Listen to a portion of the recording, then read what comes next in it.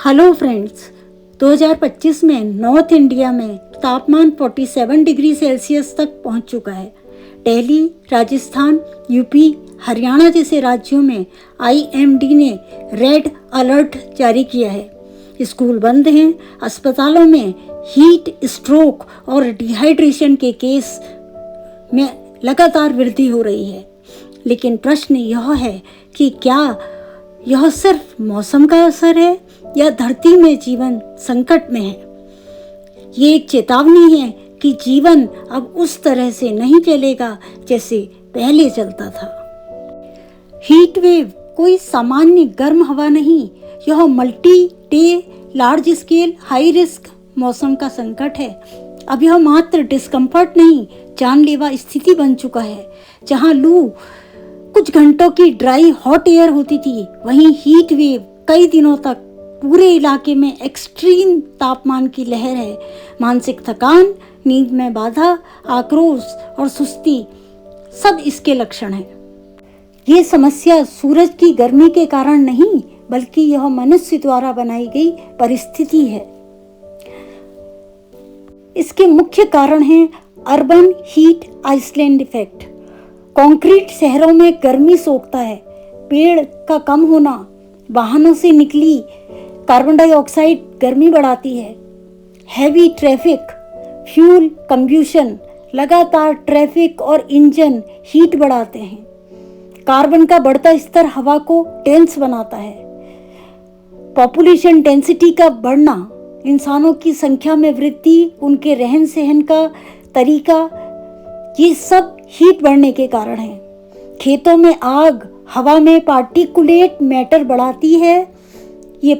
ये पॉल्यूटेंट्स सूरज की गर्मी को कैद कर लेते हैं। ग्रीन हाउस गैसेस लगातार धरती को हीट अप कर रही हैं। धरती का तापमान बढ़ रहा है। जीवन के लिए यह एक खतरा बन गया है। इन हीट वेव्स का मानव जीवन पर बड़ा ही खराब प्रभाव पड़ रहा है। शारीरिक तौर पर देखा जाए तो heat stroke, dehydration, BP crash होना और बूढ़े और बच्चों में डेथ रिस्क का बढ़ना। मानसिक प्रभाव, नींद में कमी, चिड़चिड़ापन, डिसीजन मेकिंग में कमी आना, उसकी कैपेसिटी लो होना। आर्थिक प्रभाव, मजदूरी बंद है, किसानों को नुकसान हो रहा है, बच्चों की पढ़ाई बाधित हो रही है।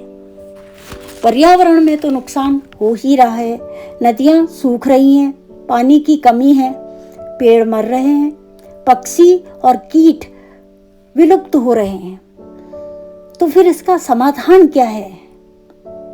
हाँ, इमीडिएट राहत के लिए प्रिकॉशन आवश्यक है।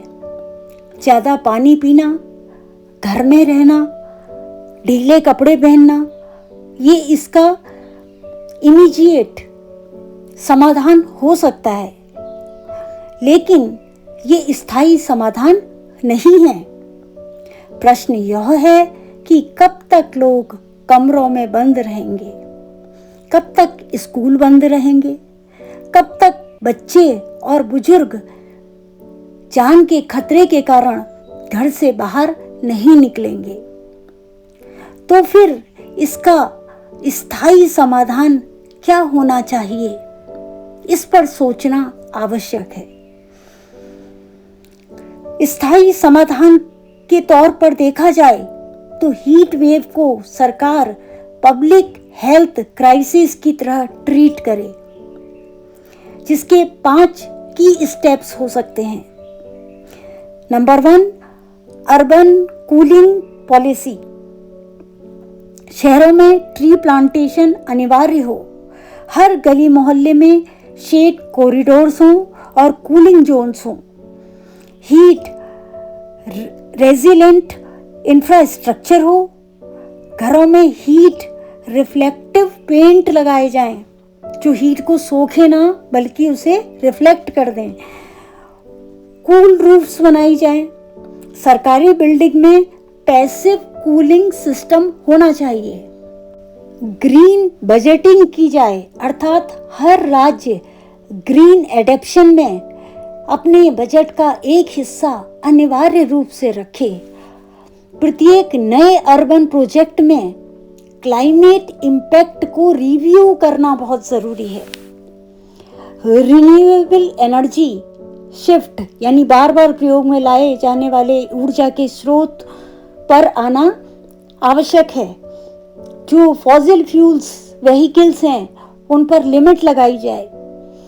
सोलर पैनल्स को मास स्केल में बढ़ावा दिया जाए, बड़े स्केल में। एजुकेशन और अवेयरनेस कैंपेनिंग की जाए।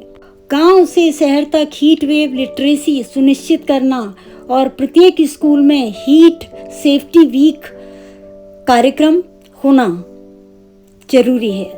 परिणाम स्वरूप आज यदि हम हीट वेव को इग्नोर करते हैं और उसके पॉसिबल समाधान नीति पर नहीं आते हैं और उस पर अमल नहीं करते हैं, तो वो दिन दूर नहीं जब धरती का तापमान उस लेवल तक पहुंच जाएगा जहां जीवन की संभावनाएं कम होती जाएंगी।